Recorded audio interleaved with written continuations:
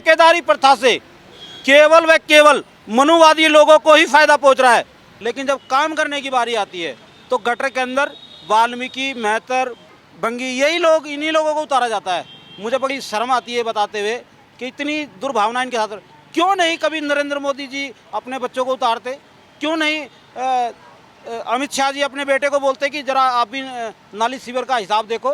अगर इतना ही पाक साफ काम है ये, वो कहते हैं ना कई बार, ये तो सफाई का काम तो अमृत काम है, तो भैया एक आधी बार अपने बच्चों से भी करा लो। दिल्ली में भी बीजेपी की सरकार चल रही है के हिसाब से तो आज दिल्ली की नगर निगम के अंदर और दिल्ली के अंदर भी बीजेपी की सरकार है। Part A, part 2। आम आदमी पार्टी जो है वो बीजेपी के इशारे पर काम कर रही है, आरएसएस के इशारे पर ये सारा कर्तव्य हुआ है, और आरएसएस को सिर्फ एक ही चीज हिला सकती है, वो है बम सेफ। अभी दिल्ली के अंदर करीबन 2.5 लाख लोग आए, लेकिन उनकी मीडिया ने कहा 50 से 60 हजार लोग आए हैं। यहाँ पर जातिवाद चल रहा है, और जो निधि मलिक बैठी हैं वो यहाँ पर हमारे साथ दुर्व्यवहार कर रही हैं। नमस्कार, मैं नूरजहाँ और मैं इस वक्त मौजूद हूँ रोहिणी जोन में, जहाँ पे जो नगर निगम पार्षद जो सफाई कर्मचारी हैं उनका यहाँ पे धरना प्रदर्शन चल रहा है। तो आइए इनसे बातचीत करते हैं कि इनकी क्या मांगे हैं, क्या किस लिए यहाँ पे ये लोग धरना प्रदर्शन कर रहे हैं। क्या कहेंगे सर जी? मैडम, सबसे पहले तो मैं धन्यवाद करना चाहूँगा नेशनल दस्तक का, जो गरीब मजलूम लोगों की आवाज़ को हर बार अपने चैनल के माध्यम से उठाता है, और आज भी उन्होंने ये प्रयास किया। धन्यवाद शंभू जी का और उनकी टीम का। असल में मुद्दा था, रोहिणी जोन में एक निगम डिप्टी कमिश्नर आई हुई हैं निधि मलिक। हमने लास्ट 26/5 को मैडम के पास में एक लेटर लगाया था, जिसमें कर्मचारी कुछ मांगे थी। उन मांगों को लेकर के हमारी उनसे वार्तालाप हुई। उन्होंने अपनी मिन्स में स्वीकार किया कि ये जायज़ मांगे हैं और इनको पूरी होनी चाहिए। उन्होंने हमसे कहा कि विद इन 2 मंथ इनकी ये मांगे मान ली जाएंगी। राष्ट्रीय मूल निवासी बहुजन कर्मचारी संघ की टीम के साथ उनकी मीटिंग हुई, मिन्स की कॉपी दी गई, उसके बावजूद भी वो मांगे पूरी नहीं हुई। तो आप एक बार अपनी मांगे बता दीजिए कि क्या? जी, मैं सब कुछ बताता हूँ, सिलसिलेवार बताऊँगा आपको।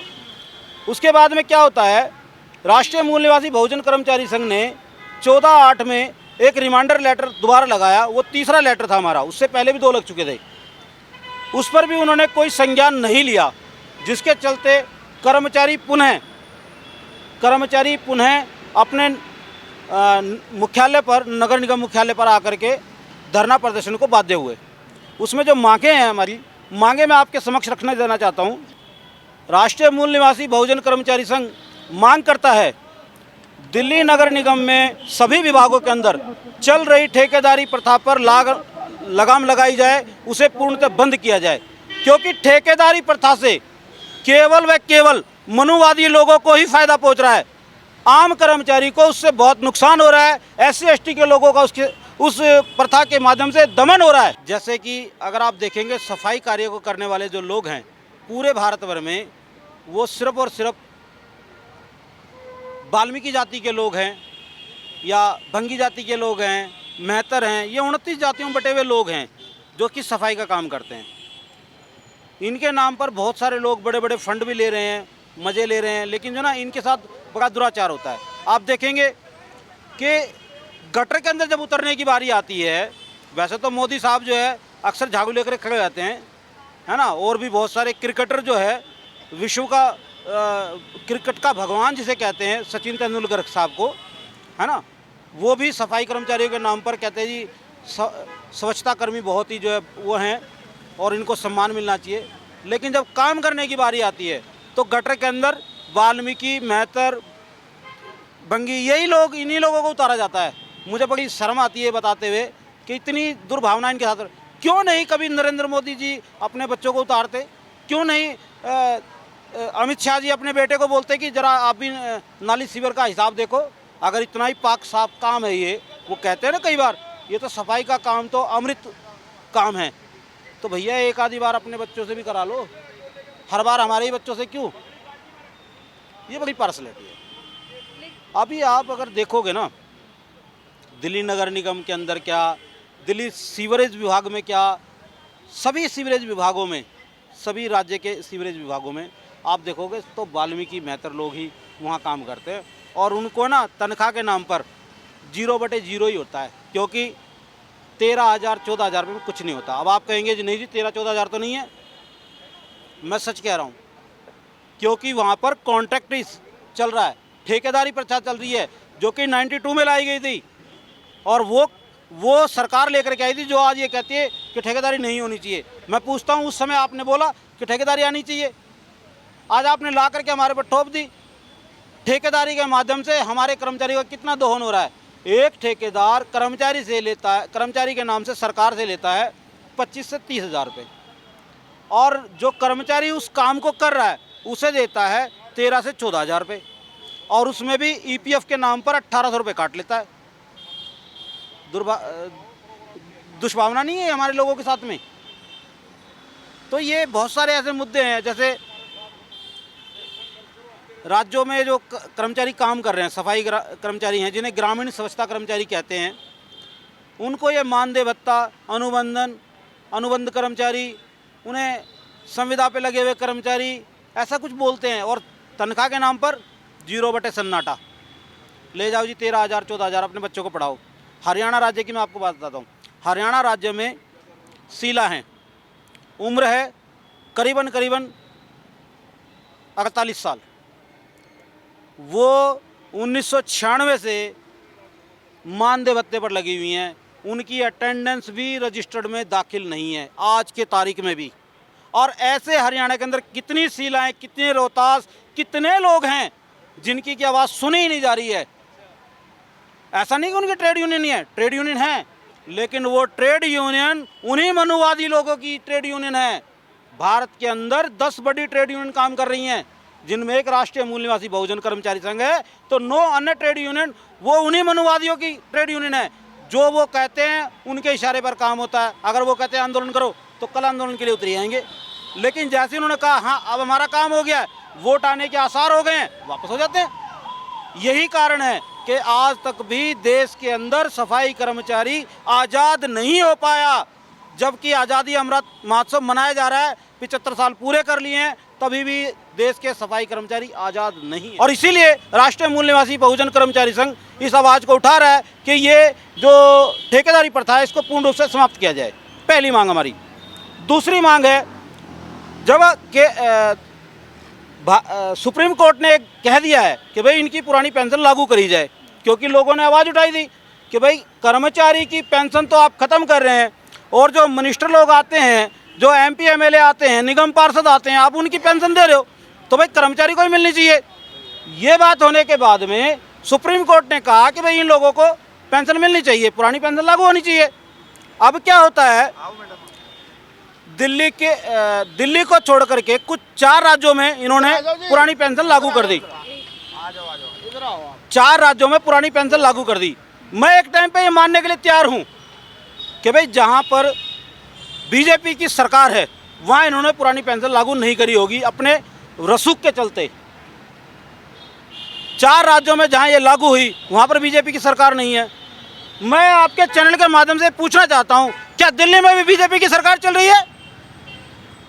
इसके हिसाब से तो आज दिल्ली की नगर निगम के अंदर और दिल्ली के अंदर भी BJP की सरकार है, पार्ट A पार्ट 2।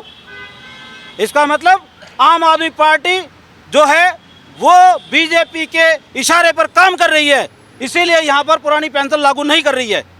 ये मांग है हमारी। इस मांग को लेकर के हम दिल्ली नगर निगम मुख्यालय पर आए। तीसरी मांग है, सभी कर्मचारियों को, दिल्ली नगर निगम के सभी कर्मचारियों को मेडिकल कैशलेस कार्ड सुविधा देनी चाहिए। ये हम इसलिए मांग रहे हैं क्योंकि जो इतने बड़े बड़े जो हॉस्पिटलाइज इन्होंने दिए हैं, प्राइवेट करे हैं, इन प्राइवेट हॉस्पिटलों के अंदर जब ये लेते हैं, ज़मीन को खरीदते हैं, प्राइवेट हॉस्पिटलों के जो ओनर हैं ज़मीन को लेते हैं, तो ये मिट्टी के भाव लेते हैं उसको। 2 रुपये प्रति गज, 20 रुपये प्रति गज, हद मार करके 100 रुपये प्रति गज। मैं कहता हूँ दिल्ली नगर निगम का प्रत्येक कर्मचारी आपको 5,000 रुपये प्रति गज लेने के लिए तैयार है। क्या आप देंगे उनको? तो फिर इन हॉस्पिटलों को क्यों, अगर हॉस्पिटलों को दे रहे हो, उसमें एक आप लोगों ने डाला है, अमेंडमेंट किया है कि जितने भी कर्मचारी हैं हम उनके हित में 2 रुपये से लेकर के 10 रुपये की पर्ची कटवाएंगे और उनकी सुविधाएं देंगे, सारी सुविधाएं देंगे। मैं ये कहता हूँ जी आपसे वो भी नहीं हो पा रहा है, चलो जी आप नहीं कर सकते, आप सक्षम नहीं हैं, सरकार सक्षम नहीं है, तो एक काम कर लीजिए, नगर निगम के जितने भी कर्मचारी हैं, कच्चे कर्मचारी के 500 रुपये और पक्के कर्मचारी के 1000 रुपये उनकी तनख्वाह डिडक्ट कीजिए और कम से कम 50 लाख रुपए का उनको मेडिकल कैशलेस सुविधा देनी चाहिए। जिस तरीके से आप मेडिकल कैशलेस जो सुविधा की बात कर रहे हैं, लेकिन अभी आपने हाल ही में देखा होगा कि मतलब मोदी जी ने जो आयुष्मान योजना चलाई है उसके तहत जो प्रतिवर्ष 5 लाख रुपए का मुफ्त इलाज करा सकते हैं, तो आप क्यों चाहिए फिर ये? मैडम जी धन्यवाद आपका, आपने मुझे याद दिला दिया, मैं भूल गया था। जो आयुष्मान भारत जो आप अभी बता रहे हैं, जिक्र कर रहे हैं जिस योजना का, उसमें मैडम मुर्दों का इलाज होता है। जो मर चुके हैं ना उन लोगों को उसका बेनिफिट मिलता है, जिंदों को नहीं मिलता। लेकिन उसमें कहा है ना कि 5 लाख तक का मुफ्त इलाज करा सकते हैं प्रतिवर्ष आप। मैडम कहना और होना दोनों अलग अलग बातें हैं ना। कहने को तो मोदी साहब ने कहा था 15-15 लाख रुपए सबके खाते में डाल दूंगा, डाल दिए क्या? नहीं डाले ना। इसी तरीके से आयुष्मान भारत के तहत ये कहते हैं सबके हम 5-5 लाख रुपए की सुविधाएं देंगे। वो 5 लाख रुपए के हिसाब से करोड़ों रुपए का, अरबों रुपए का घोटाला कर चुके हैं। वो आम आदमी की जेब से पैसा निकल रहा है। यही दर्द है हम लोगों को, इसीलिए हम बार बार कह रहे हैं यदि आप कुछ नहीं कर सकते तो इतना तो कर दीजिए, कच्चे कर्मचारी की सैलरी से 500 रुपये डिडक्ट कर लीजिए और पक्के कर्मचारी के सैलरी से 1000 रुपये डिडक्ट कर लीजिए और फिर जो कैशलेस मेडिकल कार्ड की सुविधा है वो हमें दीजिए, कम से कम 50 लाख रुपए तक की। भाई कोई भी मुझे बीमारी हो जाती है, मुझे तो लाखों बीमारियां होंगी क्योंकि मैं बाहर रह करके रोड पे काम करता हूँ, मैं मूत्रालय में जाके काम करता हूँ, मैं जो सीवरेज में जाके काम करता हूँ, तो क्या हमारी अधिकार नहीं है? हमारा हम लोगों का अधिकार है। हमारी माताएं बहनें, आपको यकीन नहीं होगा, 5-5, 6-6 घंटे तक मूत्र विसर्जन के लिए बैठी रहती हैं। कारण जगह नहीं है, बिना जगह के। दिल्ली जैसे शहर में जगह नहीं है, बताइए। कहते हैं जी हमने वो पिंक टॉयलेट बना दिए हैं, कहाँ है वे? आप पिंक टॉयलेट बनाते, नगर निगम के मजदूरों के लिए शौचालय नहीं बना के देखते, शेल्टर हाउस नहीं बना के देखते, कहाँ है वो पिंक शौचालय? सब कुछ कागजों के अंदर है। तो ये मांग है हमारी तीसरी। और चौथी मांग है मैडम, ईपीएफ में पारदर्शिता ना होने के कारण वर्ष 2016 अगस्त से लेकर 2018 अक्टूबर तक का 2 साल का पैसा जो उन्होंने गबन कर दिया है, कर्मचारी को नहीं मालूम, कर्मचारी का पैसा कट चुका है। आपने कहा जमा करा, ये आपकी जिम्मेवारी है, कर्मचारी की कोई जिम्मेवारी नहीं है। वो पैसा दिया जाए। अभी हमारे खातों में दिखता ही नहीं है, शो ही नहीं होता, एंट्री करवाते तो मिलता ही नहीं हो पैसा। उसमें पारदर्शिता नहीं है। जिस स्कीम में पारदर्शिता नहीं है उस स्कीम को बंद कर देना चाहिए सरकार को। ये कैसे कह सकते हैं कि भारत सरकार बहुत अच्छी स्कीम लेकर के आई है? क्या स्कीम है ये? जब 2-2 साल तक कर्मचारियों का पैसा नहीं मिल रहा है तो क्या स्कीम है? इसीलिए मैं कहता हूं कि इसको बंद कर देना चाहिए। तो हमारी जो दिल्ली की रोहिणी जोन की जो उपायुक्त महोदय हैं मलिक जी, इनसे मेरी बात हुई थी इस बारे में। इन्होंने कहा था यदि आप मुझे 500 लोगों का डाटा ला करके देते हैं जो ये कहते हैं कि भाई मेरा ईपीएफ बंद कर दिया जाए, मैं आपके चैनल के माध्यम से बता देना चाहता हूँ 2720 लोगों ने साइन करके दिए हैं। 2720 लोगों ने, 3200 कुछ लोग हैं, सब ने साइन करके दे दिए। लेकिन मैडम लेने को ही तैयार नहीं है। मैं लेके पहुंचा हूँ 14/8 को, मैडम ये लो बात करो हमसे, लिखो इसको, लेकिन नहीं, मैडम लिखने को तैयार नहीं है। मतलब वो जानती हैं कि करोड़ों रुपए मेरी ही जेब में आ रहे हैं, इसलिए नहीं किया। जिस तरीके से आप बात कर रहे हैं ओल्ड पेंशन स्कीम की कि उसे वापस लाया जाए, आपने देखा होगा कि हाल ही में रामलीला मैदान में जो ओल्ड पेंशन स्कीम को लेकर लाखों लोग इकट्ठा हुए थे, फिर भी मतलब सरकार ने उनकी नहीं सुनी, तो आप लोगों की सुनी जाएगी क्या? मैडम जी, मैं आपके चैनल के माध्यम से बता देना चाहता हूँ, ये संगठन राष्ट्रीय मूल निवासी बहुजन कर्मचारी संघ छोटा संगठन नहीं है। ये बामसेफ की एक विंग है और आरएसएस के इशारे पर ये सारा कर्तव्य हुआ है। और आरएसएस को सिर्फ एक ही चीज़ हिला सकती है, वो है बामसेफ। और बामसेफ का ये संगठन राष्ट्रीय मूल निवासी बहुजन कर्मचारी संघ, अभी दिल्ली के अंदर करीबन 2.5 लाख लोग आए, लेकिन उनकी मीडिया ने, आप जैसे लोगों ने तो बताया कि 2.5 लाख लोग आए हैं, लेकिन उनकी मीडिया ने कहा 50 से 60 हज़ार लोग आए हैं, जबकि दिल्ली में पैर रखने पर जगह नहीं थी। दिल्ली के लोग हैरान थे कि इतना आदमी आए कहाँ से। लोग अपनी पुरानी पेंशन मांग रहे हैं, लोग चाहते हैं कि पुरानी पेंशन बहाल हो, क्योंकि उससे फ़ायदा है। न्यू पेंशन स्कीम में सारा नुकसान ही नुकसान है, कुछ भी नहीं है उसके अंदर। मैं आपको उसका एक नुकसान बता देता हूँ, जो मीडिया के सामने आना चाहिए। मीडिया अच्छे से जानती है कि बात को कैसे सामने रखना है। यूँ मान लो एक कर्मचारी ने अपने जीवन काल में 10 लाख रुपए इकट्ठा किया, न्यू पेंशन स्कीम के तहत 10 लाख रुपए इकट्ठा करती है। 10 लाख में से 60% रिटायरमेंट के टाइम पर न्यू पेंशन स्कीम के माध्यम से मिलता है। 60% का रेशो अगर हम जोड़ते हैं तो करीबन 6 लाख रुपए कर्मचारी के हाथ में जाएंगे। 4 लाख रुपए कहाँ गया? पूरे जीवन भर जो इकट्ठा किया उसका ब्याज, और जो 4 लाख रुपए बचा उसका ब्याज कौन देगा? उस 4 लाख रुपए का ये लोग पेंशन बांध के देते हैं 18-20 हज़ार रुपये। पुरानी पेंशन स्कीम के माध्यम से 23 हज़ार रुपये से शुरू होती है, वो 18-20 हज़ार रुपये दे रहे हैं। नुकसान नहीं है हमारा?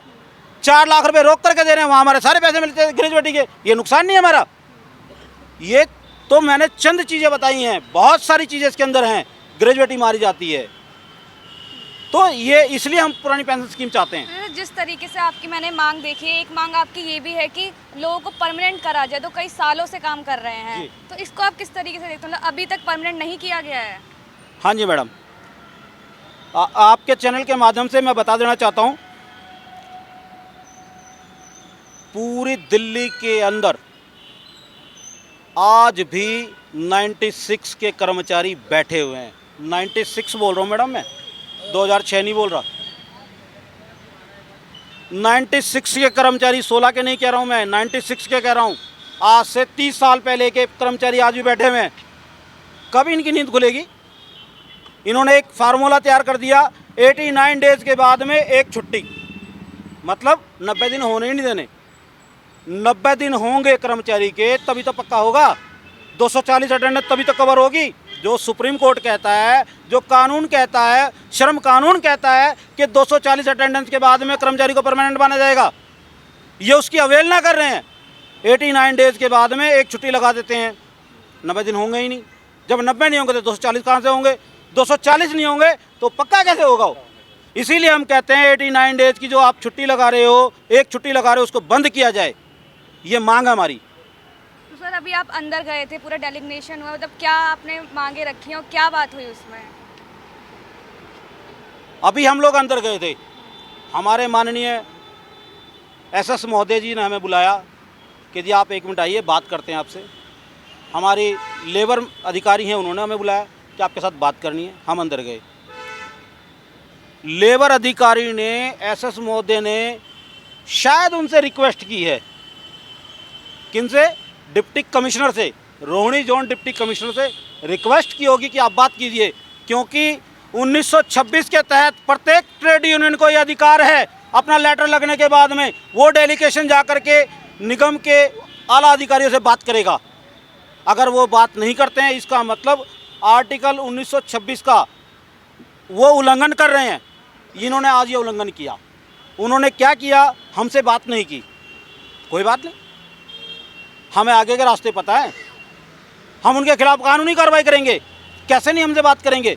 अभी क्या है, यहाँ पर मुझे ऐसा लगता है कि यहाँ पर जातिवाद चल रहा है, क्योंकि दिल्ली नगर निगम में जो कर्मचारी काम कर रहे हैं वो कहीं ना कहीं SC/ST के लोग हैं, अधिकतर लोग SC/ST के हैं, और जो निधि मलिक बैठी हैं वो जाटशाही चला रही हैं। सॉरी, मैं क्षमा चाहता हूँ अपने शब्दों में, वो यहाँ पर हमारे साथ दुर्व्यवहार कर रही हैं, हमारे लोगों को टाइम नहीं दे रहे हैं। 22 यूनियनों के लेटर लगे हुए हैं, टाइम नहीं दे रही है, समय नहीं दे रही है।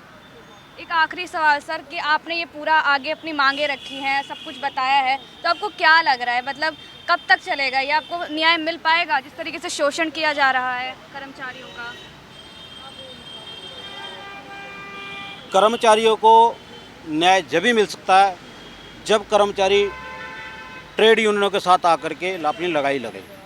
आज कर्मचारियों ने अपनी जिम्मेवारी का एहसास कराया, कर्मचारी आए, अपनी मांग डिमांड रखी, ट्रेड यूनियन के लोग आए, उन्होंने अपनी मांग डिमांड रखी, और कहीं ना कहीं निगम के कानों में जू रेंगी है।